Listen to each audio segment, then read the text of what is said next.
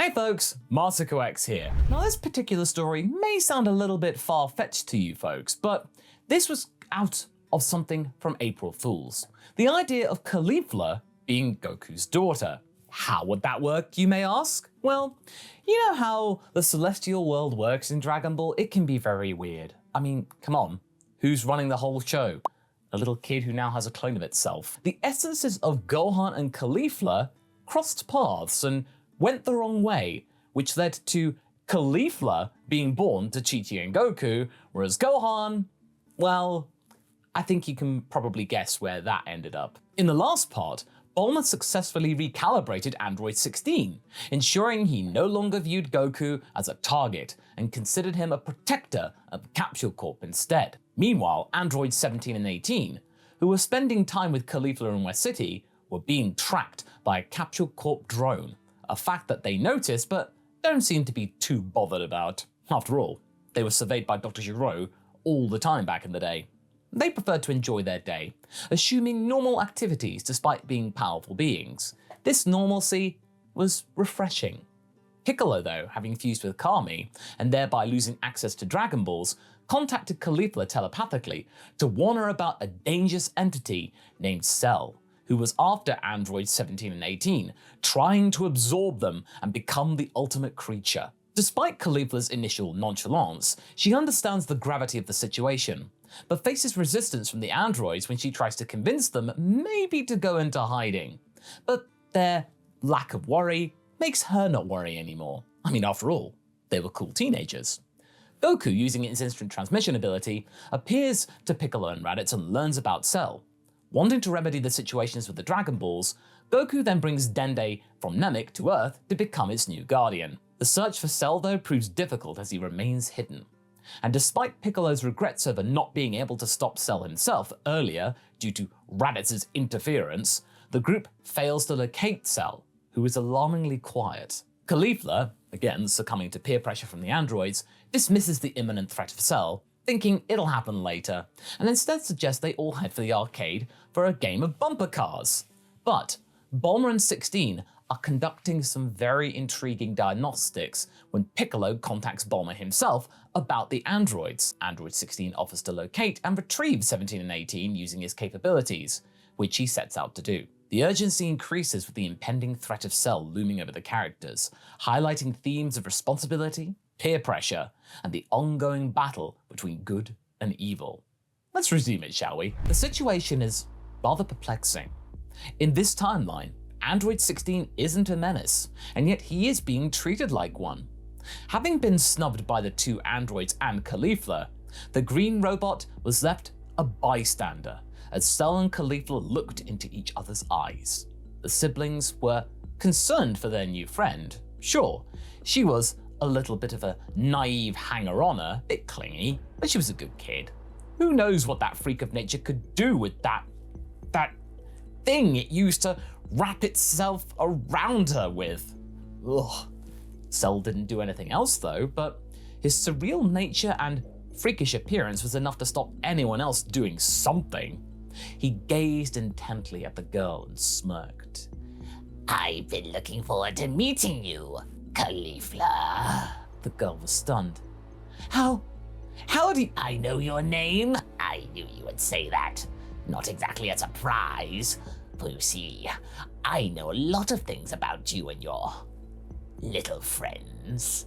Caulifla was all the more curious though. Are you like some kind of combination of all of us? Cell blinked twice, surprised at the lucky guess. Her playing dumb, of course. Yes. How did you guess? Caulifla smirked, I watch a lot of movies with my dad. giving him the go-around. Cell was trying to process this information, not realizing he was being played, but then chuckled. Of course, your charisma and smarm are off the charts. Well, I possess that same trait, or as you might put it, I was gifted it by the good doctor. Caulifla nodded. Yeah, pretty much. Meanwhile, 17, 18, and 16 were busy reeling at this new discovery. I don't get it. Why are they talking to each other? Is he like some kind of gross bug man? Why would he want to talk and not eat her or something? 17 was trying to figure out. but 16 looked sternly at him. That creature is the being known as Cell, another one of Dr. Giroux's creations that has seemingly been awoken. Although, based on the limited data that I have, this iteration is much further along than expected. Cause unknown. Yeah, but can you kill it? 16 scanned the creature. I detect a 72% possibility of defeating Cell in its current state. Current state? You mean there's more? 16 looked back at the twins. Only if you two persist in remaining in this vicinity. Use this time wisely and report back to Capsule Corp headquarters immediately. I will take care of Cell and retrieve Caulifla for Dr. Bulma. The two were left pondering the situation, as Caulifla and Cell were still busy talking and not fighting. Thank goodness. I see.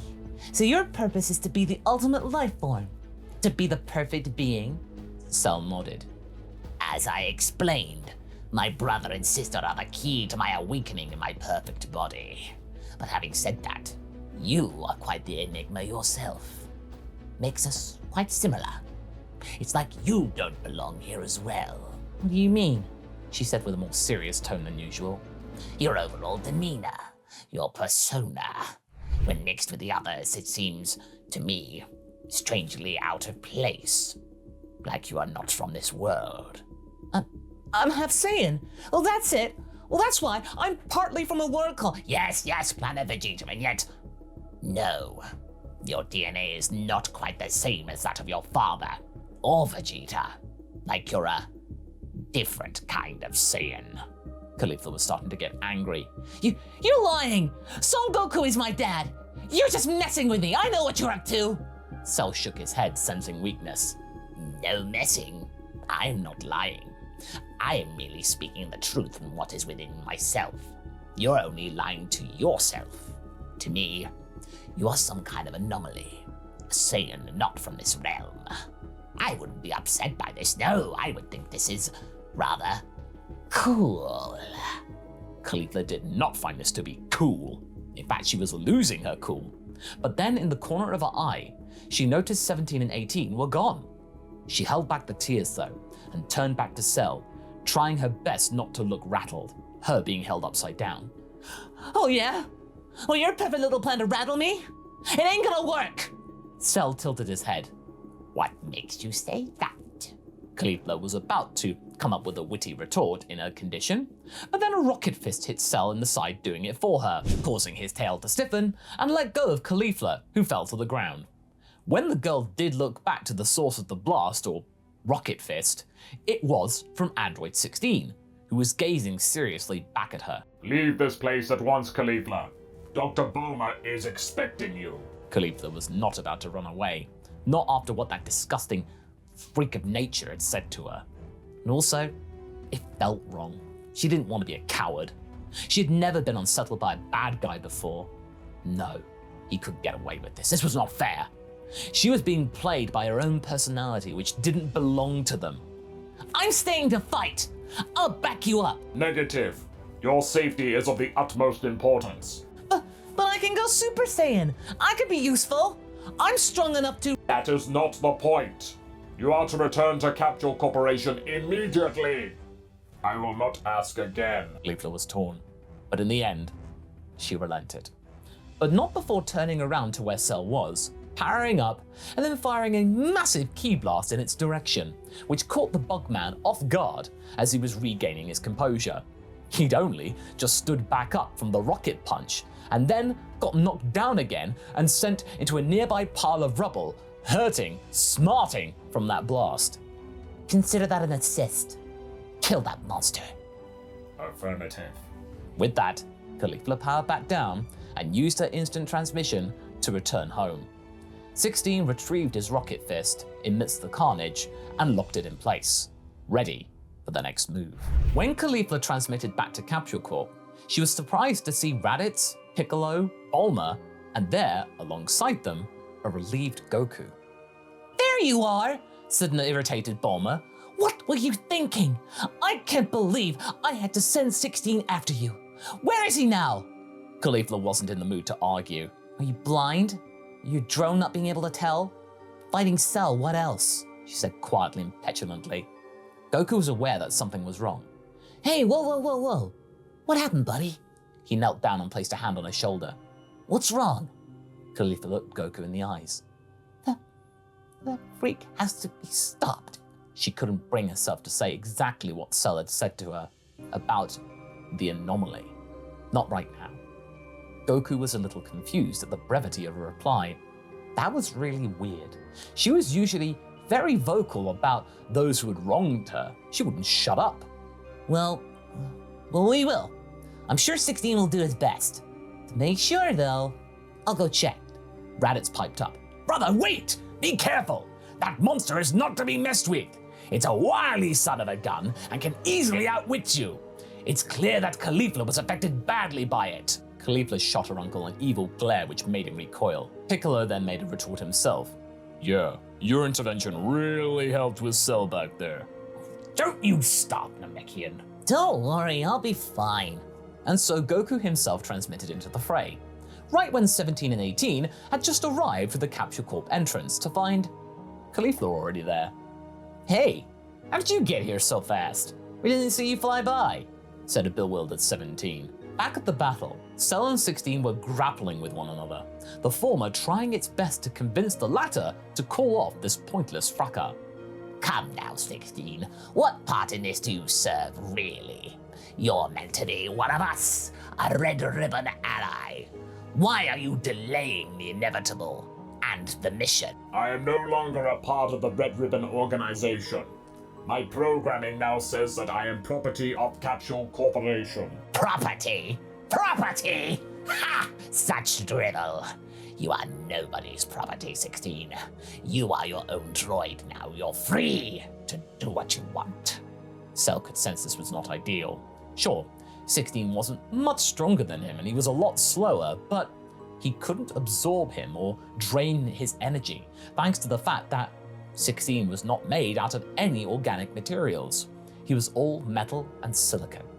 Because of that, 16 was enough to hold back Cell for the time being and act as an effective stalling tactic. But just then, Cell sensed a newcomer and realized that Caulifla was no longer there. He had been absorbed himself with the battle with 16, and this sudden abrupt energy reading was weird. Then he recognized it. Goku! He is here! Sure enough, Goku was there, keen to scope out this being for himself. Stand down, 16. I got this. 16 stopped resisting Cell's grip and sidestepped, allowing Cell to comically fall to the ground with a bang, causing the Bugman to squeal with pain. 16 then eyed Goku with a stony expression. After all, he had originally been built and programmed to eliminate Son Goku. So, even though he had been reprogrammed by Bulma, he still wasn't exactly thrilled to see him. Yeah, I know you're not my biggest fan, but you did good. Thanks for allowing Caulifla to escape. 16's sour face eased slightly. Then the directive has been fulfilled? Correct, said Goku calmly. Affirmative. 16 walked away without another word from Cell and stood a ways away from the scene as Goku walked towards Cell, making occasional after images to unsettle the beast. Or at least that's what Cell thought he was doing. Well, I didn't expect to see the main event for myself. Goku, what brings you here so soon into the game? This is no game, Cell. I already know what you're about. I see that your brother in the pickle filled you in. It doesn't matter. Nobody will stop me from attaining my perfect form. You are not strong enough to stop me all alone. Yeah, that's true, but then again, I'm not alone. Immediately, Goku kicked him in the back, cracking some ribs, but wait! Goku was standing in front of him. And then Goku slammed his head in with both of his fists.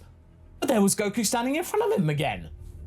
What was going on? Well, random citizen, do you remember the time that Goku and Caulifla spent on Yardrad? What did Goku master there aside from instant transmission?